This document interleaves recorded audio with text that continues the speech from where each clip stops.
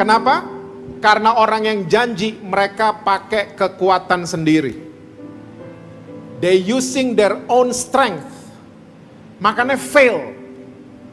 Gagal kita selalu. Terus kalau nggak janji mesti gimana?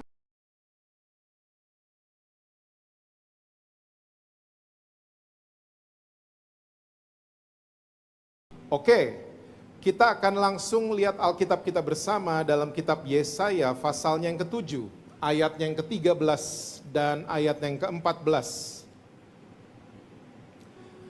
Ini adalah percakapan Nabi Yesaya dengan seorang raja yang namanya Ahaz. Raja Ahaz ini adalah raja yang sangat jahat. Salah satu kejahatannya yang luar biasa adalah dia membunuh anak kandungnya sendiri. Dan dia tidak mengikuti nenek moyangnya, ya, salah satunya namanya Raja Daud. Dan dia adalah raja dari kerajaan yang tidak terlalu besar, namanya Kerajaan Yehuda. Dan Raja Ahaz ini dia adalah raja yang menyembah berhala, tidak menyembah Tuhan. Oleh sebab itu, hari itu Nabi Yesaya datang untuk mengingatkan raja ini. Oke, akan seorang penolong yang akan tiba, yang akan datang di kemudian hari. Oke, ayat 13 dan ayat yang ke-14. Lalu berkatalah Nabi Yesaya, baiklah dengarkan hai keluarga Daud. Oke, dia keturunan Daud. Belum cukupkah kamu melelahkan orang sehingga kamu melelahkan Allahku juga? Ayat 14. Sebab itu Tuhan sendirilah yang akan memberikan kepadamu suatu pertanda. Sesungguhnya seorang perempuan muda mengandung dan akan melahirkan seorang anak laki-laki. Dan ia akan menamakan dia Immanuel. Kata Immanuel ini yang saya akan sharing hari ini buat Bapak Ibu Saudara-saudara semua di GSJS pada pagi hari ini. Immanuel adalah kata yang sudah sering banget kita dengar. And let me tell you, Immanuel ini bukan slogan. Bukan cuman hafalan.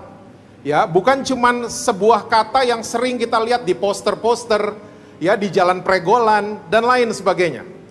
Immanuel bukan saingannya toko buku Insight, bukan. Tapi Immanuel sebenarnya diambil dari dua kosakata dalam bahasa Ibrani, Imanu dan El. Imanu dalam bahasa Indonesia artinya adalah beserta dengan, bersama-sama dengan, berjalan bersama. Imanu. Nah, El punya pengertian dalam bahasa Indonesia adalah Tuhan. So, kata Immanuel, ya, bahasa Indonesianya adalah Allah berserta dengan kita. Allah berjalan bersama dengan kita. Ya, Allah bersama-sama dengan kita. Dan saya mau yakinkan saudara-saudara, sebenarnya Immanuel sekali lagi ini bukan slogan. Ini bukan merek toko buku.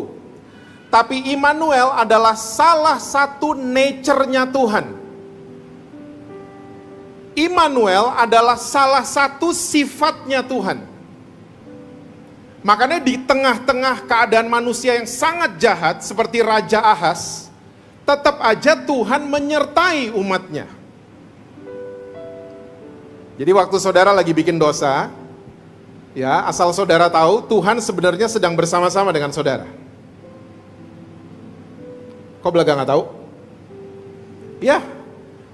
Waktu orang lagi selingkuh, waktu orang lagi memutuskan untuk korupsi, waktu orang lagi memutuskan untuk nggak setia sama istrinya, nggak setia sama suaminya, waktu seseorang memutuskan untuk pasang pornografi, saya mau yakinkan saudara, sebenarnya Tuhan sedang beserta bersama dengan orang-orang berdosa sekalipun. Walaupun mereka sedang mengambil keputusan akan berbuat dosa. Karena sekali lagi Immanuel merupakan nature-nya, sifatnya Tuhan. Dia nggak bisa kalau nggak menyertai kita, dia nggak bisa. So jangan pernah ngomong, tahun 2020 tahun yang buruk. Tahun 2020 kayaknya Tuhan nggak ada. Kalau Tuhan izinkan, ya kita semua di lockdown, ya bisnis di-cut 50%, restoran 50%, sampai gereja harus 50% kehadirannya. Tuhan punya maksud tertentu. Tuhan tetap bersama-sama dengan saudara dan saya. So jangan pernah komplain sama Tuhan. Bilang, Tuhan gak ada. Tuhan gak bersama-sama dengan saya, Tuhan cuma sama Pastor Michael, Tuhan cuma ada sama Pastor Jesse. No. Tuhan ada bersama-sama dengan saudara dan saya. Even kita melewati lembah kekelaman, dia ada di sana. Even kita lagi bikin dosa sekalipun, dia ada bersama-sama dengan saudara dan saya. Karena nature-nya Tuhan itu seperti itu. Dia selalu ingin bersama-sama dengan ciptaannya. Nah, sekarang saya akan sharing 2 event dari Alkitab saudara dan saya. Ya, 2 event besar di dalam Alkitab kita. Yang tiba-tiba Tuhan sepertinya kayak ada distance sama ciptaannya. Tuhan gak mau deket-deket. Dia tiba-tiba pasang jarak. So ternyata distancing ini udah ada dari dulu kala. Oke? Ada 2 event besar. Yang pertama mungkin kita gak perlu buka ayatnya, karena pasti semua saudara sudah tahu. Di dalam Kejadian 3. Ini event pertama yang Tuhan mulai jaga jarak sama manusia. Kita semua tahu dari Ayub, dari Abraham dan lain sebagainya, ya, dari proses penciptaan, Tuhan selalu mau dekat dengan ciptaannya. Tapi tiba-tiba di Kejadian 3, waktu Adam dan Hawa baru makan buah itu, Tuhan tiba-tiba usir mereka. Tuhan sepertinya ada jarak sama ciptaannya. Kenapa? Saya selalu bertanya sama gereja Tuhan, sama orang-orang Kristen, kenapa sih Tuhan marah sama Adam dan Hawa? Banyak banget yang jawabannya gini, iya karena mereka makan buah itu. Kenapa sih Tuhan marah? Iya karena mereka nggak taat. Kenapa sih Tuhan marah? Iya karena mereka melanggar firman Tuhan. Coba kita breakdown satu-satu ya. Kita breakdown bersama-sama. Saudara bisa baca, saudara bisa sambil baca. Oke? Waktu Adam makan itu buah, saya mau bertanya, Tuhan udah marah belum? Ternyata belum. Waktu Hawa makan, Tuhan udah marah? Belum, surga masih tenang. Taman Eden masih tenang. Lalu Kejadian 3 mencatat, Tuhan mulai berjalan di taman itu. Dan dia mulai cari Adam. Udah marah? Enggak. Dia nadanya baik-baik. Kamu di mana? Ya, masih ingat jawabannya Adam? Saya lagi ngumpet karena saya telanjang. Tuhan udah marah? Belum juga. Tuhan malah bilang begini, siapa yang bilang kamu telanjang? Kamu makan buah itu yang saya larang? Adam? Perempuan. Tuhan udah marah? Belum. Tuhan datengin Hawa. Perempuan, kamu kasih makan suamimu? Hawa? Ular. Waktu Hawa baru jawab ular, Tuhan baru murka. Ular dikutuk, ya, dia akan jalan dengan perutnya seumur hidupnya. Ya, dan Adam dan Hawa diusir dari Taman Eden, dan taman itu mulai dijaga sama malaikat kerub. Jadi Tuhan ternyata baru marah abis Hawa nunjuk ular. So pertanyaannya sekali lagi, kenapa Tuhan marah sama Adam dan Hawa? Karena mereka makan? Ternyata enggak. Karena mereka nggak taat? Ternyata enggak. Karena mereka ngelanggar? Ternyata enggak. Tuhan marah karena Adam dan Hawa mulai saling menghakimi. Tunjuk-tunjukkan. Perempuan, ular.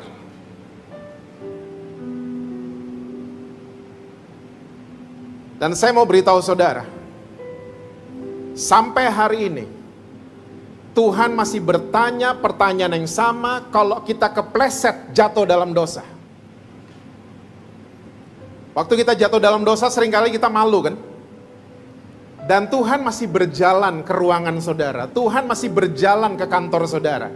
Tuhan masih berjalan ke rumah saudara dan tanya, kamu di mana? Dan seringkali kita mulai menghakimi diri kita sendiri dengan mengatakan, saya malu, saya telanjang.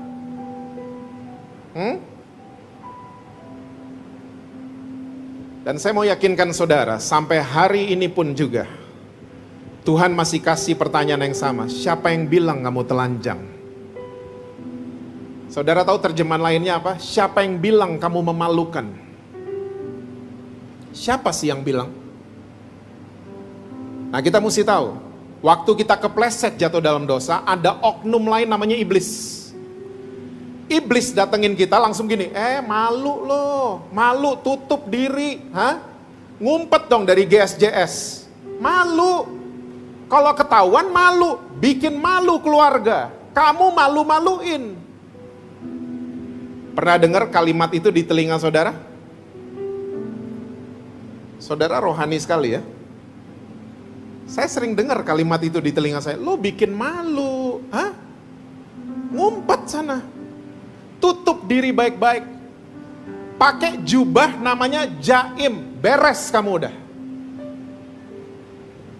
Makanya banyak banget orang Kristen di Jakarta. Pelayanan sih. Gembala sih. Tapi hidupnya jaim. Jaga image. Dan orang kalau udah nutup salah. Ya. Orang kalau udah nutupin semua dosa dalam hidupnya. Biasanya dia mulai jadi tukang hakimin orang lain. Persis kayak di Taman Eden. Sampai sekarang masih berlangsung.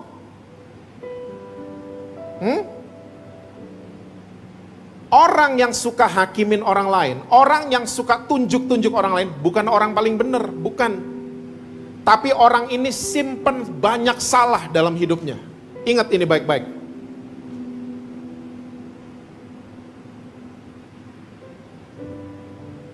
Kita sebelum di lockdown, saya percaya saudara familiar di Surabaya sama cell group. Cell group, kita rohani banget. Ya, kita praise and worship, kita belajar firman Tuhan, kita saling mendoakan. Oke, kita makan bersama, Kristen banget, biblical banget. Tapi banyak cell group waktu udah mau pulang. Gak tahu saudara lupa atau masih ingat. Waktu udah mau pulang, udah di pagar, udah jam 10 malam. Tiba-tiba ada satu anggota cell group ngomong gini, lu tahu nggak si ini begini? Itu cell group nggak jadi pulang. Cell group berlanjut bagian kedua di pagar. Bukan ngomongin firman, tapi ngomongin orang. Dan we have that kind of energy. Kita punya energi loh kalau ngomongin orang. Padahal besok pagi jam 7 ada meeting di Batu Malang. Ya, jam 6 mesti nganter anak sekolah. But we still have that energy untuk ngomongin orang. Kenapa? Kenapa? Dia kenapa? Kok saudara belaga lupa terus dia tadi? Kita seneng banget kepoin salahnya orang lain.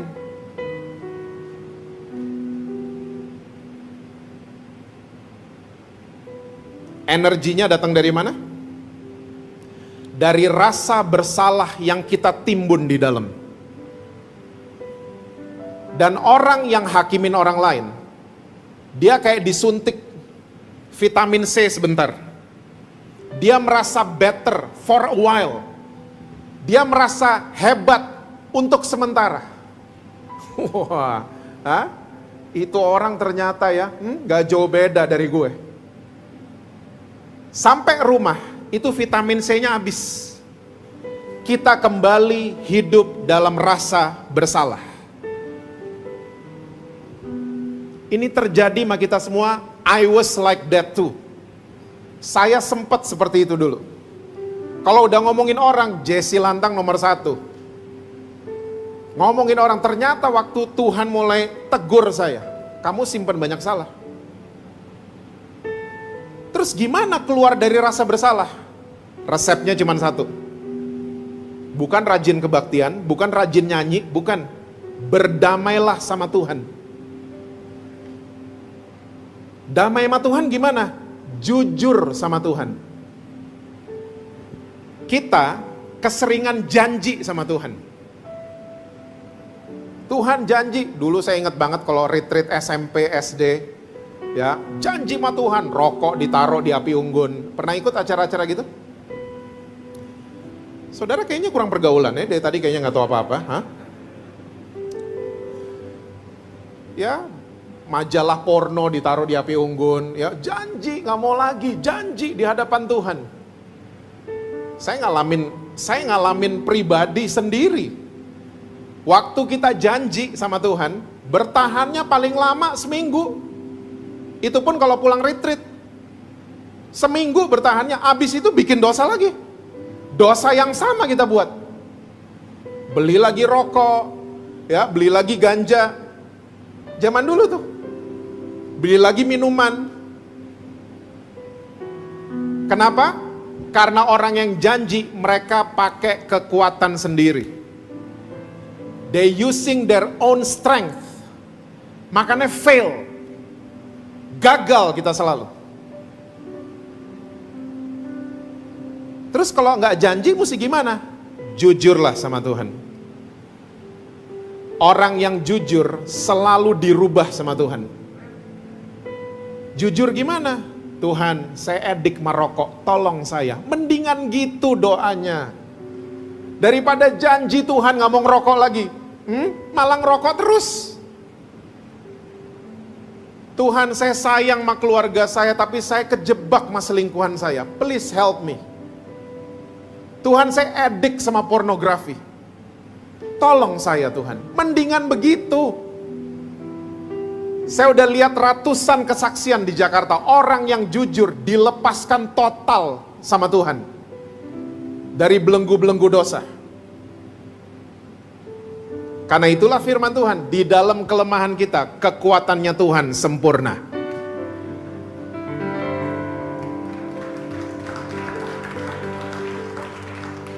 Jangan sok ngerasa kuat lagi. Karena ini adalah event yang kedua. Event kedua yang besar terjadi di Alkitab yang membuat Tuhan distant sama ciptaannya. Nature-nya terganggu. Sifatnya yang namanya Immanuel terganggu. Ada di Keluaran 19. Oke, kita buka sama-sama Keluaran 19.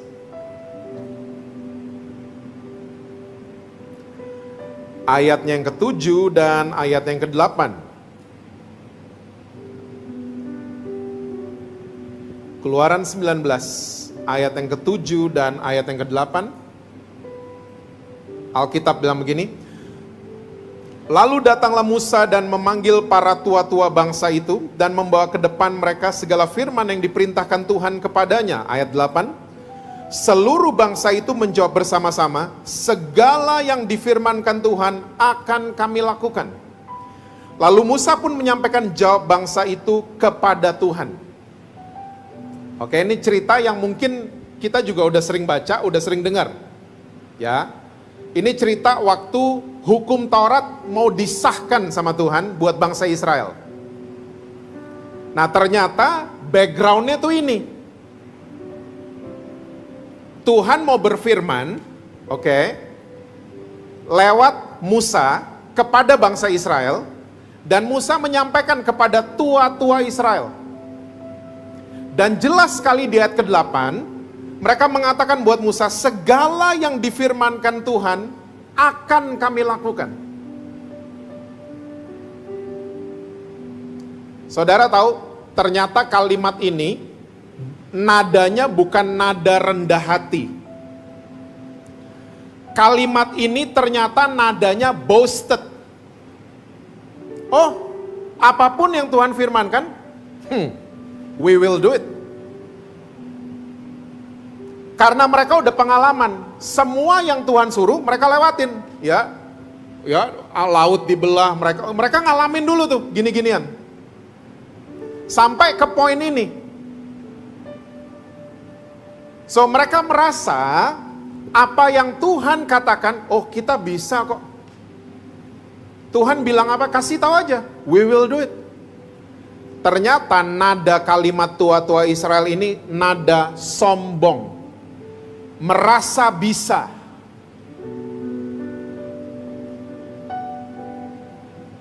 Tuhan gak suka. Kita lompat ke ayat 12 dan 13. Lihat apa reaksi Tuhan. Ayat 12 dan 13 masih Keluaran 19. Sebab itu haruslah engkau memasang batas bagi bangsa itu, limit. Bangsa itu berkeliling sambil berkata, jagalah baik-baik, jangan kamu mendaki gunung itu, atau kena kepada kakinya. Sebab siapapun yang kena kepada gunung itu, pastilah ia dihukum mati. Ayat 13. Tangan seorang pun tidak boleh merabanya, sebab pastilah ia dilempari dengan batu, atau dipanahi sampai mati, baik binatang, baik manusia. Ia tidak akan dibiarkan hidup, hanya apabila sangkakala berbunyi panjang, barulah mereka boleh mendaki gunung itu. Dari banyak terjemahan yang saya pelajari, saya mendapatkan kesimpulan. Waktu tua-tua Israel mengatakan, oh we will do it. Semua yang Tuhan firmankan kita bisa buat, bisa. Dan tiba-tiba Tuhan bilang sama Musa, tell them, ini kesimpulan saya ya, terjemahan bebas saya. Bilang sama mereka, don't come near. Jangan datang dekat-dekat. Mereka sentuh kakinya aja di kaki Gunung Sinai, mereka mati. Mereka sentuh tangan mereka aja, mereka mati. Mereka bawa binatang mereka juga akan mati. Ini event kedua, yang Tuhan tiba-tiba ada distance sama ciptaannya. Karena apa? Orang Israel mulai sombong, ngerasa bisa. Dan penyakit kayak begini, sampai hari ini masih berlangsung, cuman di GSJS yang gak ada. Banyak orang Kristen ngerasa bisa. Baru rajin kebaktian, wih kayaknya yang lain udah salah. Sampai adeknya gak pernah ke gereja, wah kayaknya tuh adeknya udah dosa banget kayaknya di rumah. Cuman karena apa? I can do it. Every Sunday, I never miss the church. Oh, be careful.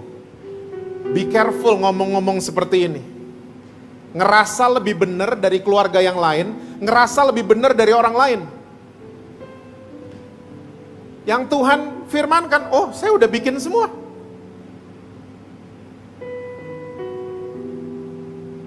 Oleh sebab itu, Tuhan mulai mensahkan hukum Taurat di Keluaran 20. Dan saudara tahu, mereka ngelanggar satu, mereka ngelanggar semua. Saudara tahu itu? Hah? Mereka cuma berbohong, berarti mereka penzinah juga. Dan selama 1500 tahun, bangsa Israel failed. Even the greats, even yang terhebat Raja Daud failed. Salomo failed. Semua gagal. Tuhan mau dekat sama bangsa Israel. Mereka kalau malam jalan, ingat cerita itu, dideketin sama tiang api. Kalau siang pakai tiang awan. Tiba-tiba waktu mereka mulai boasted, Tuhan bilang sama Musa, tell them, don't come near. 1500 tahun bangsa Israel gagal. Dan waktu hukum Taurat disahkan, 3000 orang Israel langsung mati di kaki Gunung Sinai. 1500 tahun. Semua gagal. Rasul Paulus, salah satu ahli Taurat, dia udah new gen udah. Ya udah zamannya Yesus. Dia duduk di Dewan Taurat. Dia orang pinter. Dia orang pinter luar biasa. Saudara tahu salah satu syarat duduk di Dewan Taurat mesti hafal isi Kejadian sampai Ulangan. Hafal di luar kepala. Hari ini kita Alkitab di luar rumah kan. Dewan Taurat, kalau mau masuk di Dewan Taurat, itu mesti hafal Kejadian sampai Ulangan luar kepala. Itu cuma salah satu syarat. So Rasul Paulus ini orang pinter. Tapi waktu dia berjumpa dengan Yesus, dia mengatakan semua yang dulu tuh sampah. Dia gak ngandelin lagi kepintarannya. Dia gak ngandelin lagi gelarnya, dia gak ngandelin kedudukannya, semua sampah. Because the Christ in me. Saudara masih ingat anak muda yang dikejar-kejar sama banyak orang tua untuk dijadiin calon mantu, ada di Alkitab, pemuda kaya dan dia melakukan 10 hukum Taurat. Dia dikejar-kejar untuk jadi calon mantu pasti. Udah kaya, ya, mungkin kalau zaman sekarang, dekat sama Tuhan hidupnya. Tapi waktu ketemu Yesus, tiba-tiba ada yang error kan? Yesus bilang, coba, saya udah lakukan semua. Persis sama tua-tua Israel ngomongnya. Saya udah bikin semua. Jangan mencuri, no, I don't steal. Ya, jangan membunuh, no, I don't kill. Yesus bilang, ada satu yang kamu belum lakukan. Nah lo, jual semua kekayaanmu, datang sini ikut saya. Anak muda ini, ya dia nyerah $1 aja gak bisa. Alkitab catat dia pulang dengan sedihnya. Saudara mesti tahu, Yesus gak ada niat untuk bikin anak muda ini jadi miskin. Tidak. Anak muda ini justru mau dibuat double kekayaannya. Maksudnya Yesus gini, if you have me, you have everything. Lo cuman mau ngandelin, ya, cuman, saya bisa kok, saya bisa lakuin ini, saya bisa lakuin ini. You fail. Kamu gagal pasti.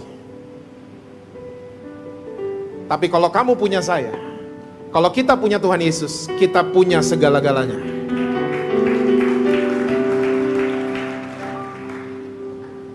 Jangan pernah menyombongkan diri, saudara. Semua yang kita punyai, itu semua karena the grace of God. Itu semua karena kasih karunia Tuhan. Saya dengan yakin, mau yakinkan saudara bahwa tahun 2020, it was a great year.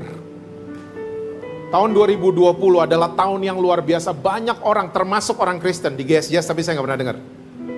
Orang Kristen, Pak ini tahun apa? Usaha saya hancur dan lain sebagainya. Saya di rumah terus, saya jadi berantem terus sama istri saya. Kena cabin fever semuanya. Saya cuma mau yakinkan saudara. Coba connect ke sumbernya. Reconnect to the source. Datengin Tuhan dengan semua keberadaan kita. Jangan bilang sama Tuhan, Tuhan saya kan udah gini, saya kan nyumbang gereja, saya kan begini, begitu.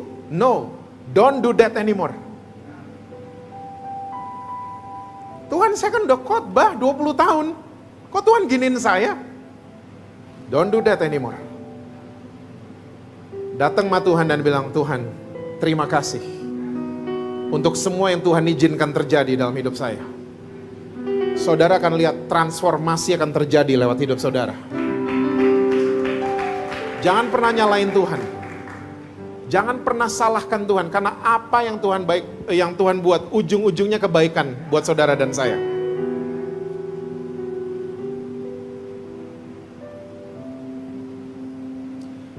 Saya udah sering katakan ini, tapi saya mau katakan lagi buat saudara. Kalau iblis gak bisa bikin saudara dan saya jadi orang jahat, iblis akan membuat saudara dan saya jadi orang yang ngerasa paling benar.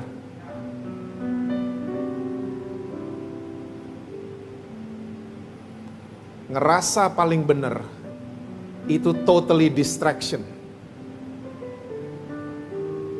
Us from God. Ngerasa paling benar. Suka hakimin orang. Ini yang Tuhan akhirnya distant sama ciptaannya. Nature-nya terganggu. Ingat saudara, sampai di perjanjian baru Tuhan masih kasih lihat kan nature-nya sebagai Allah Immanuel. Dia bilang dia akan kasih penolong buat saudara dan saya, namanya Roh Kudus. Dia akan memimpin kita sampai segala kebenaran. Dan waktu dia mau terangkat ke surga, dia masih kasih lihat dia adalah Allah Immanuel. Aku akan menyertai kamu sampai pada kesudahannya.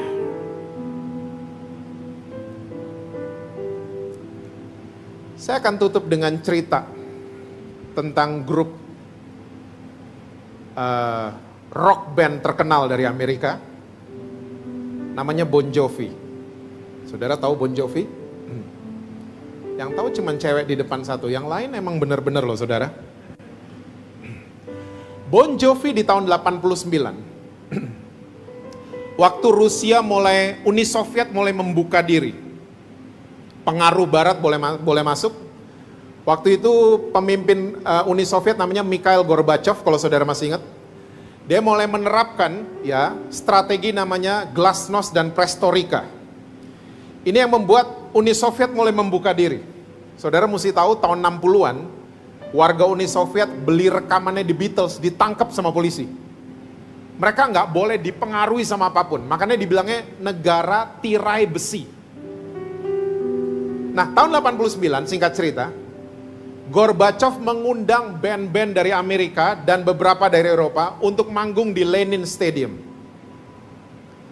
Headline malam hari itu adalah Bon Jovi. Bon Jovi lagi terkenal tahun 89. Nama acaranya adalah Moscow Music Peace Festival. Di YouTube masih ada. Ya. Nah, waktu mereka mendarat sehari sebelumnya, ya, gitaris band ini namanya Richie Sambora. Gitaris band ini dia mulai iseng, dia bawa casing gitarnya, dia turun ke stasiun bawah tanah di kota Moskow. Dia buka casing gitarnya, dia ngamen. Saudara tahu, gak ada orang Moskow yang kenalin dia. Padahal dia gak nyamar apa-apa, dia cuma pakai topi koboi, ya, rambutnya diurai karena dia gondrong, dia nyanyi. Gak ada yang kenalin dia. Padahal keesokan harinya, acara festival itu tiketnya sudah terjual habis di Lenin Stadium. Keesokan harinya, waktu Bon Jovi headline malam harinya, itu orang-orang satu Lenin Stadium mengelu-elukan gitaris ini. Dia ganteng dan dia jago mainnya. Saudara tahu the moral of the story? Seringkali waktu Tuhan datengin kita di tempat-tempat yang kita nggak duga. Di dapur kita mungkin. Di ruang kerja kita mungkin. Di mobil kita, di tempat tidur kita, di kamar kita. Seringkali kita nggak bisa ngerasain dia. Kita mesti ngerasain dia di pertemuan besar. Kalau ngumpul hari Minggu baru, wah, ya saya ngerasa tadi hadirat Tuhan. Wah, kok bisa ngerasa? Iya, saya merinding tadi selama kebaktian.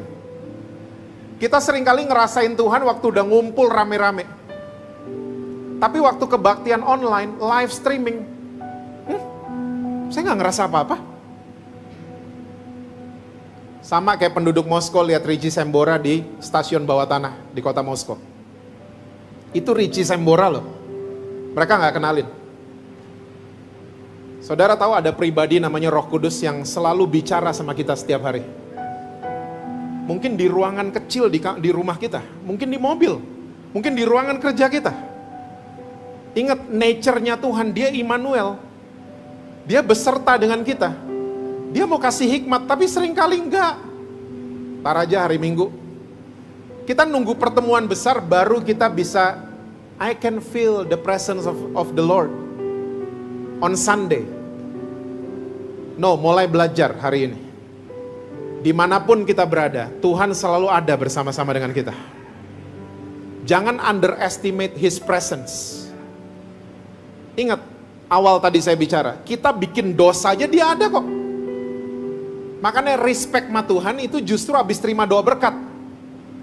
Kita harus respect sama hadirat Tuhan. Jangan cuma di gedung gereja kita respect sama Tuhan. Tapi dimanapun kita berada, mau ambil keputusan apapun, ya mau sign kontrak apapun, ya mau ngomong apapun, Tuhan, tanpa Tuhan saya nggak bisa. Jangan kita boasted kayak orang Israel. Oh, apa yang Tuhan katakan, apa yang saya baca, oh saya bisa kok. Dan kita hidupnya mulai jaim, tukang hakimin orang. Tuhan malah nggak suka sama gitu-gituan. Nature-nya itu terganggu. Saya percaya, waktu saudara mulai ambil keputusan berjalan bersama-sama dengan Tuhan, setiap hari dalam kehidupan kita, saya percaya saudara akan melihat hal-hal yang di luar kemampuan kita. Apa yang nggak pernah kita bayangin, yang nggak pernah kita pikirkan, justru Tuhan akan berikan buat saudara-saudara. Amin, saudara-saudara. Karena dia sekali lagi, dia Allah Immanuel. Tuhan berkati saudara-saudara semua. Selalu sukses dengan apapun yang saudara lakukan. Harmonis di rumah. Dan rekening BCA selalu penuh buat saudara-saudara.